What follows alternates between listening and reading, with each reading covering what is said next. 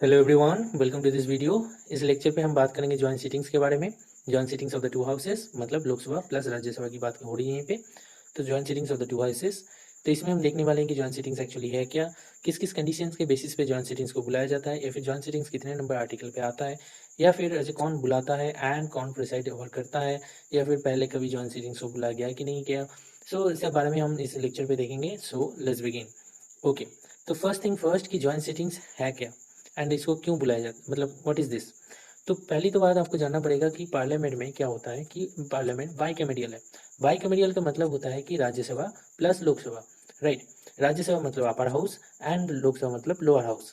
Okay, तो अब क्या होता है कि कोई भी बिल अगर पार्लियामेंट में पास करना हो तो आपको दोनों हाउसेस से पास करना पड़ेगा, मतलब आपको राज्यसभा से भी पास होना पड़ेगा और आपको लोकसभा से भी पास करना पड़ेगा। ओके, अब कॉन्स्टिट्यूशन मेकर्स जो थे वो इस चीज़ को विजुलाइज किए थे कि कई भी सिचुएशन ऐसा भी हो सकता है कि डेडलॉक बन जाए, मतलब एक एक राज्यसभा से पास हो जाए लोकसभा में अटक जाए, या फिर लोकसभा से पास हो जाए राज्यसभा में जाके अटक जाए। तो ऐसा कुछ बिल में हो सकता है जिसको हम डेडलॉक कह रहे हैं यहाँ पे, तो जिसकी वजह से बिल पास नहीं हो पाता है। तो इस सब सिचुएशन में हम क्या कर सकते हैं, तो इस सब सिचुएशन में जो मेकर्स थे कॉन्स्टिट्यूशन के, वो उन्होंने क्या किया कि पार्लियामेंट कॉन्स्टिट्यूशन के अंडर 108 नंबर आर्टिकल के अंदर जॉइंट सीटिंग्स के प्रोविजंस रख दिए। ओके, सो ताकि इसे डील किया जा सके। अब कंडीशंस देख लेते हैं जिसके बेसिस पे हम एक जॉइंट सीटिंग्स को बुला सकते हैं।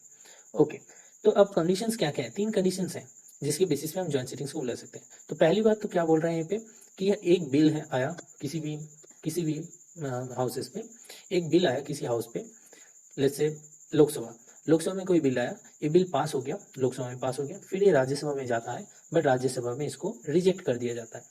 तो एक क्या होगा, एक डेडलॉक बन गया इसको।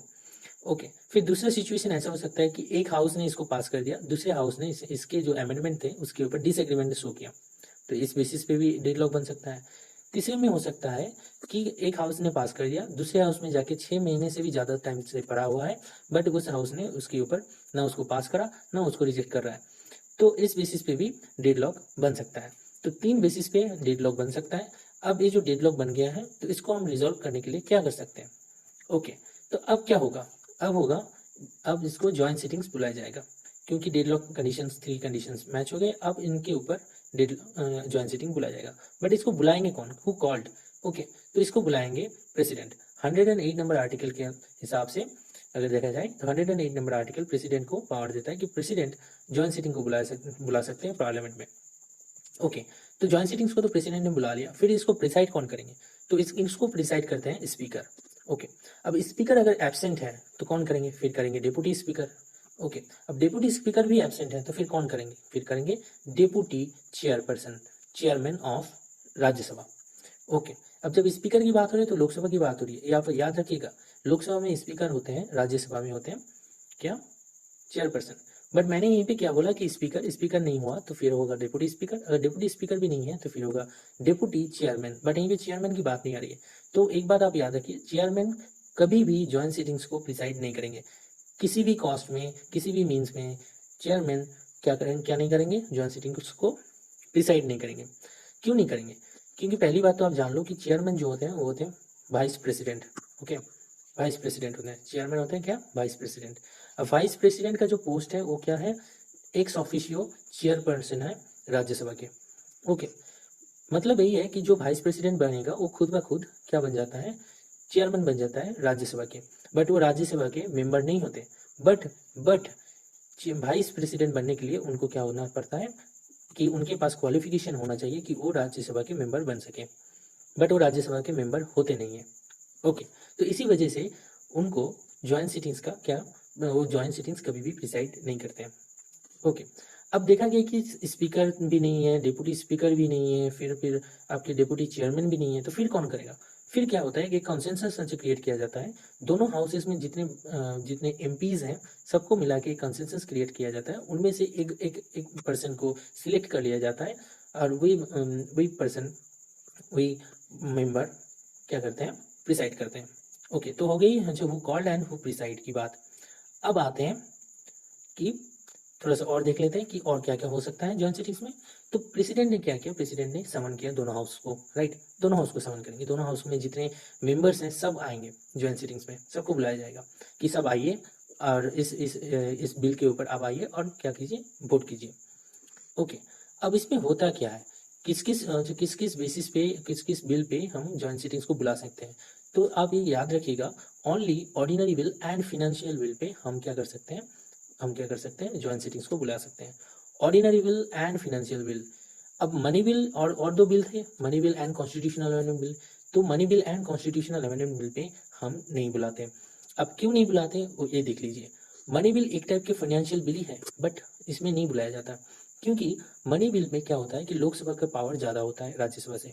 मतलब लोकसभा ने अगर पास कर दिया तो राज्यसभा अगर नहीं भी पास करता है तो वो बिल पास माना जाता है।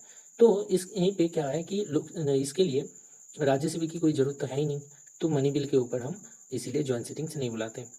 जॉइंट सिटिंग्स इसी पे ही बुलाया जाता है जिसमें क्या होता है कि दोनों हाउसेस का इक्वल राइट हो। ओके, कि दोनों हाउसेस से ही उसको पास करवाना पड़े। ओके, फिर आता है कि कॉन्स्टिट्यूशनल अमेंडमेंट बिल। अब कॉन्स्टिट्यूशनल अमेंडमेंट बिल पे क्यों नहीं बुलाया जाता है कि कॉन्स्टिट्यूशनल अमेंडमेंट बिल, आप ये समझिए, ये बात समझिए कि कॉन्स्टिट्यूशन अमेंडमेंट बिल मतलब क्या, कॉन्स्टिट्यूशन को अमेंड कर रहे हैं हम लोग।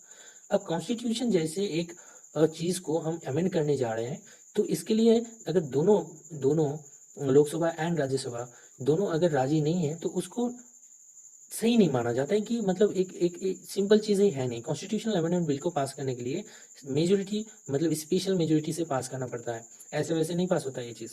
तो इसको हम क्या कर सकते हैं, नॉर्मली जॉइंट सिटिंग्स के द्वारा हम पास नहीं कर सकते हैं। तो अब इसको और भी आप ज़्यादा जाके समझिएगा नेक्स्ट स्लाइड पे कि क्यों ऐसा होता है, इसको हम क्यों इतने हल्के में ले रहे हैं जॉइंट सिटिंग्स को। ओके, तो फिर जैसे क्या हो गया कि money bill and constitutional bill pay joint sittings नहीं बुलाया जाता, ordinary bill and financial bill pay joint sittings बुलाया जाता है। ओके, अब कुछ कंडीशंस देख लेते हैं। ओके, ऐसा कौन से कंडीशंस हैं जिसमें हम क्या कर सकते हैं, एक बिल को हम लैप्स कर सकते हैं या फिर उसमें हम जॉइंट सिटिंग्स को बुला सकते हैं। तो एक बिल आया, समझ लो एक बिल आया, ठीक है। अब वो बिल कैसे क्या हो गया, लैप्स हो गया। किस लिए लैप्स हो गया, क्योंकि जब वो लोकसभा में आया था तो लोकसभा डिसॉल्व हो गया। ओके, उसी टाइम पे लोकसभा डिसॉल्व हो गया जॉइंट सिटिंग्स बुलाने से पहले ही। ओके, समझ लो एक बिल आया लोकसभा में तो पास हो गया समझ लो, बट उसके क्या हो गया, राज्यसभा में अटक गया होगा। मतलब लोकसभा में पास तो हो गया, मतलब पास हो रहा है, और फिर क्या होता है कि उसी टाइम पे लोकसभा डिसॉल्व हो जाता है। तो इसके लिए क्या होता है ना, जॉइंट सिटिंग्स में हम बुलाए ही नहीं होते, टाइम नहीं मिलता है उनके पास। तो इस सब टाइम में क्या होगा, जॉइंट सिटिंग्स को हम नहीं बुला सकते। दूसरा ये हो सकता है कि लोकसभा से तो पास हो गया, ठीक है, लोकसभा से पास हो गया। अब प्रेसिडेंट ने क्या किया, उसके ऊपर नोटिफाई कर दिया, इंटेंशन अपना जाहिर कर दिया, ठीक है। इसमें हम क्या कर सकते हैं, इसमें हम मतलब आप ऐसे समझो कि लोकसभा से पास हो गया या फिर किसी दूसरे सभा से या फिर राज्यसभा से ही पास हुआ, ठीक है। बट उस टाइम पे लोकसभा डिसॉल्व हो जाता है, बट डिसॉल्व होने से पहले, लोकसभा डिसॉल्व होने से पहले प्रेसिडेंट क्या करते हैं, अपना इंटेंशन दे देते हैं कि इसमें हम जॉइंट सिटिंग्स बुलाएंगे। तो ये बिल क्या होगा, ये लैप्स नहीं होगा, इसके ऊपर क्या होगा, जॉइंट सिटिंग्स को बुलाया जा सकता है। पहला वाला क्या था, पहला वाला था कि लोकसभा डिसॉल्व हो जाता है, ठीक है। किस लिए डिसॉल्व, मतलब जो भी कारण हो डिसॉल्व हो जाता है, और उससे पहले मतलब जॉइंट सिटिंग्स के लिए प्रेसिडेंट मेंशन नहीं करते, समन नहीं करते, नोटिफाई नहीं करते हैं। तो इसलिए इसको हम क्या करते हैं, ये बिल लैप्स हो जाता है वहीं पे। दूसरे में क्या होता है कि प्रेसिडेंट क्या करते हैं, अपना इंटेंशन दे देते हैं समन करने के लिए, तो इसलिए नहीं होता है। ओके, अब आप बार बार एक ही चीज़ देखो कि लोकसभा डिसॉल्व हो रहा है, लोकसभा डिसॉल्व हो रहा है, इसमें भी लोकसभा डिसॉल्व हो रहा है, इसमें भी लोकसभा डिसॉल्व हो रहा है। क्योंकि आप ये जान लो कि राज्यसभा परमानेंट है, राज्यसभा कभी भी डिसॉल्व नहीं होता है। तो इसीलिए बार बार लोकसभा की बात हो रही है, ठीक है। ओके, अब आते हैं कि प्रेसिडेंट ने जब, ओके, अब इसके बाद प्रेसिडेंट ने जब अपना इंटेंशन जाहिर कर दिया कि ठीक है इसमें हम जॉइंट सिटिंग्स बुलाएंगे अंडर आर्टिकल 108 के, तो उसके बाद कोई भी हाउस उस बिल पे कोई फर्दर चेंजेस नहीं कर सकता। ओके, फिर आता है, फिर कुछ देख लेते हैं कि कोड़म कितना होना चाहिए, फिर बाकी जो रूल है कौन सा करेगा नहीं करेगा। तो ओके, अब प्रेसिडेंट ने बुलाया जॉइंट सिटिंग्स, ठीक है। अब दोनों हाउस को आना पड़ेगा, दोनों हाउस के मेंबर को आना पड़ेगा।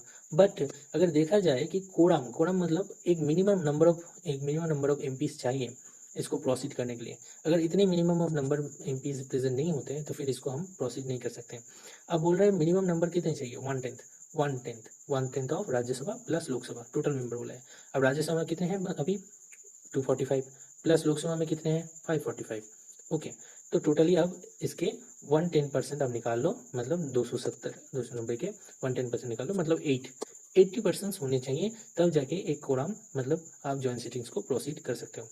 तो 80 से ज़्यादा ही बंदे आएंगे, क्योंकि कुछ भी हो अगर रूलिंग पार्टी के वजह से हो रहा है तो ऑब्वियसली तो उनके पास तो 80 से ज़्यादा मेजोरिटी होंगे ही होंगे।